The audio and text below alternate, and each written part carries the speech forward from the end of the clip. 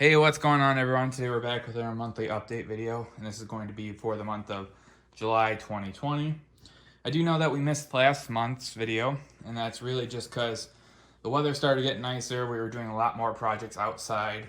Work picked up a little bit, so we were spending a lot of time over there. So overall, we just didn't spend a lot of time down here. I didn't get any progress really on the layout done. There's a few things I did clean up. That's not really video worthy, just more of organization and things behind the scenes. So I didn't feel it was necessary to show it. And I didn't purchase anything. And I think this is the first time I didn't purchase any model train related stuff in a while. I can't think of the last time I didn't do that. So, we were just putting a lot of the money towards other projects and making the house look nice for other people. But with this month, we did purchase a few things. We did work on a few things. So we're going to go ahead and show it off. We got a little bit of a train going, so we'll go ahead and just crank that up a little bit. Let it get warmed up.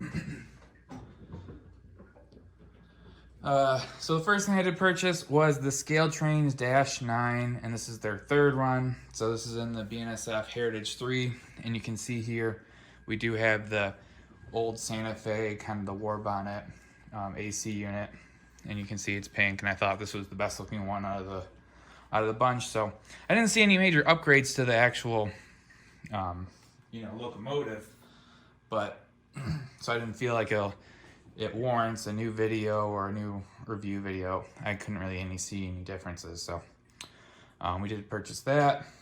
This Santa Fe unit we've had before. I have a derailment over there, and then we did pick up this Cato Baggage Car, and it's the shiny Phase 5. So I picked up one just to try it out, and if I like it, I'll go get the other one, just because I know these can be hard to pick up in between releases, where you can find them a bunch for the first few months, and then once they're all kind of bought up, you can't really find it until they're released again. So I might go up and pick another one of those up, but it looked pretty nice from the start of it. I did pick up a bunch of these ScaleTrain hoppers. So this first one is in the Ferromex scheme, and then is the operator line. It's the only operator one I picked up, and it's just because they only made the Ferromex scheme and the operator line, and I think it's a really cool paint scheme, and it looks cool. So can't wait to weather that one up and, get it graffitied up and put a few details on it, just kind of fix it up. So we did pick up a bunch of these ScaleTrains Gunderson covered hoppers. You can see these first ones are in the Sox X, where they're actually the BNSF patched ones. And I do have a few videos I have photos of these. So I'm actually, can't wait to graffiti these up and match them to prototype photos. And then I did pick up a bunch of the BNSF ones. So I'll let these kind of run through. I did pick up 16 of them, and I will say these have just been a giant nightmare in the last I always do like a lap or two with the demo train before I actually start talking, and these have just been a giant pain in the butt, just because I don't know what's with these couplers, but I think it's the jaw, that jaw. It doesn't have like the end, the retain clip at the end, or like a little hook at the end to kind of keep them snug. So if there's any sort of slack, they break apart.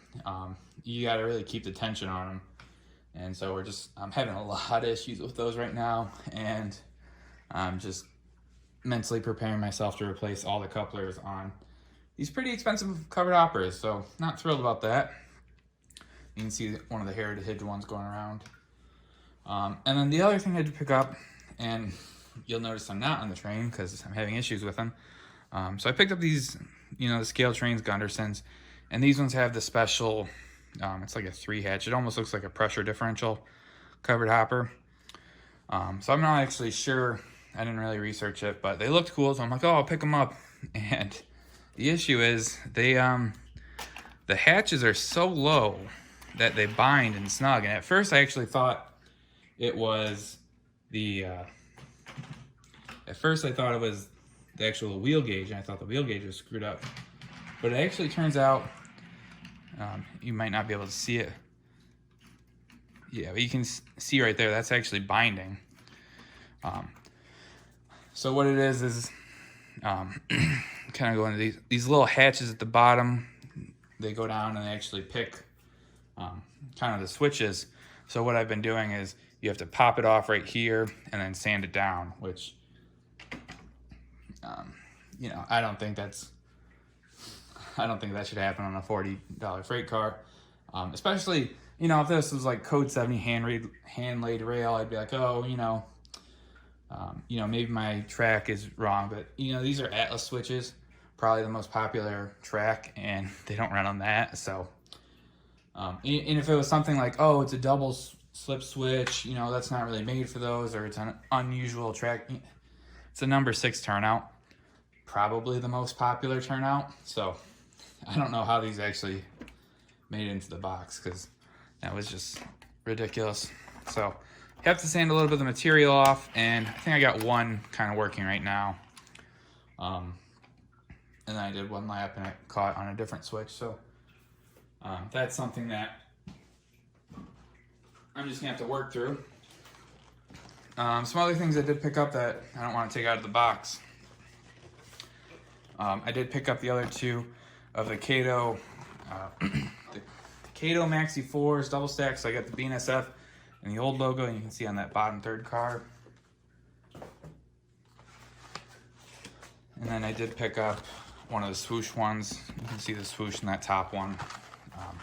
So, you know, the industry is just getting to be where if you don't buy a car right at the release, you'll have a hard time finding it or pay exorbitant rates for it. So that's just, you know, I picked them up because I probably won't have another chance to buy them. So, so that's that. Something I was actually really excited for, and then was extremely disappointed. I'll go ahead and move these out of the way. So I picked up an Atlas Masterline, Floor Daniel Fenard, and it was shipped to me. I bought it off like Facebook Marketplace, which I've never had an issue with that. And then I got this one, and you know, the box opened like this, so that's, you know, a good sign. It's like torn away right here. You know, it doesn't have the top hard plastic, so that was an issue. And it was also shipped in one of those padded envelopes, which it really shouldn't be shipped in a padded envelope. But anyway, the car, it's actually a really special car. So it's actually a car that ships nuclear material. So we'll try and get it up close. I don't know if I'll be able to, but you can just barely see it. It used to carry radioactive materials to a, I think it was a storage facility, and then after they were done, they were scrapped and buried with the actual radioactive material. So you can see it doesn't have the striping on it, and I think they made 200 of these OHFX cars. So you're probably wondering, you know, this is a great car, and they're actually really hard to find. Atlas only ever made one run of it, and there was 4 numbers, I think, or something like that. So I've only ever seen 3 of them for sale. I guess 4 of them for sale, and I've purchased 3. And I tried purchasing the last one, and I couldn't get to it. So the issues with this car, you know, they're quite a bit. We have the top grill kind of separating right there. We got glue stains. There's no coupler because the coupler was like smushed in right there. That was the issue with not having that top plate securing it in. And when it was in this padded foam, I'll kind of give you guys, when the car was in the bubble wrap, it actually had like 2 inches of play, or an inch or so of play. So it was able to smash up against the sidewalls, and that's what smashed it. It's missing a side ladder over here. You know, missing the side ladder over here. Got some, you know, missing, you know, half the grab irons over here. Missing the ladder over here. Surprisingly, none of the brake detail was broken. Coupler pockets destroyed. So, you know, they don't make this car anymore. It's going to be annoying to find all the pieces and repaint them. So I sent it turned out to be like a little kid that was selling it, which, that was kind of, I guess that was more on me for not vetting who I purchased stuff from. So I was just more annoyed at that. So and then the last thing I purchased, just because these are just kind of a fun little side thing, is I did purchase kind of last month's and this month's ScaleTrains graffiti railbox cars. So they look pretty cool. I think these are 4 and 5, yeah. So nice looking cars. Yeah, so all right, we're gonna go ahead and move the camera over to the other side, and I can show you guys what I've kind of been working on. It's not a whole lot, but you know, we'll go ahead and just show you what products we should expect for the next month. All right, so projects we've actually completed on the layout. We're actually getting a little bit farther on the actual oil tanker facility. So you can see here, I have marked it off and put the plaster down, so now I'm just sanding it.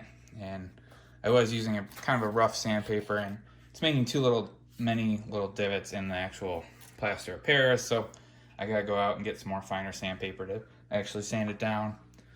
And then once I do that, we can paint it and start working on getting the scenery done for this little facility. So then, in other terms, we've been working on ballasting. Just doing a little bit of ballasting over here and there on the left side. So what I have been using is, I'll kind of show you guys this. So I've been using this light gray. It's the fine ballast. I always use the fine on the HO scale. I think it looks the best. So you can see there we got the light gray, and then Woodland Scenics also makes just what they call gray, and that's a little bit darker. And then they do sell what they call a gray blend, which is what I was using for a while. And you can see it's kind of a good mixture of the two of them. You know, put it together, and that's this thing is just not focusing whatsoever. And that's really, you know, a mixture of the two. But what I have been using, and so, you know, on the main lines, we've been using this. And then for the sidings, I like my gray blend with a little bit more cinders. So you can see there, this a little bit, you know, it's got the black particles in there. Kind of put up the two next to each other. So you can see they're basically the same, but I think the cinders really makes it look a whole lot better. So, and then I just make that, you know, it's about a 1-to-1 ratio of this guy, and cinders, and then you can just tailor it to however you want. So this will be like sidings, this will be main lines, and then I do have like an industrial spur over here to the right, where that's going to be probably quite a bit more darker. So I would just take like this, or probably take a 1-to-1 of this and a 1-to-1 of cinders and just mix them together, and I should get a pretty dark consistency similar to what's found on the rest of the layout. So so for right now, that's all I got, guys. Not a whole lot going on. I know in the last video we talked a lot about the N scale layout and how we're going to rebooting that, but that's kind of on hold just for other reasons.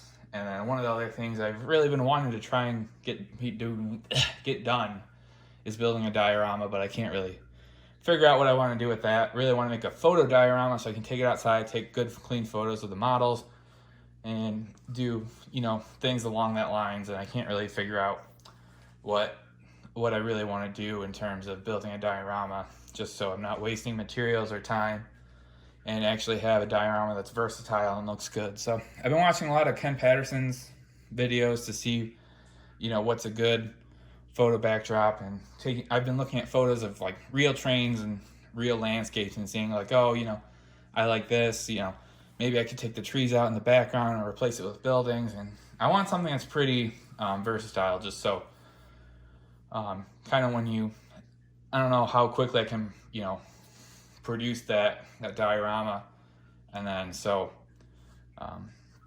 it might be a while before I make a second one. I don't want to, you know, have a bunch of dioramas that are only good for like one shot, whereas like, I don't know if you've ever seen like the bridge scene. Like the bridge scene's nice, makes a really good photo, but it gets old quick if you're like taking pictures of a new hopper car and everything's on the bridge scene, or you know, you're kind of stuck. You know, if you make an old wooden trestle bridge, you know, your Gevos are going to look weird on it. If you have a nice concrete with the truss bridge, you know, that's going to look weird when you do older style cars. So we're just trying to find something that's versatile, something that's more generic, and, you know, something you can build up by putting trees in certain spots or buildings, something that doesn't look out of whack. So that's just what I've been kind of working on. I'm still kind of deciding on that. We're going to start trying to focus a lot more on the reviews. That's I've been saying every month, and we've fallen behind on that, but hopefully we can get back into that, get back on the reviews, try and do some other videos, just because we've been kind of lacking on that. It's kind of been every month just doing this layout update, and that's not really fun, where we're not really showing a lot of the progress. So so tell me what you guys think, comment, rate, subscribe, and we'll see you next time. Hopefully be able to produce some videos this month. So, you know, we'll see you next time. Thanks for watching.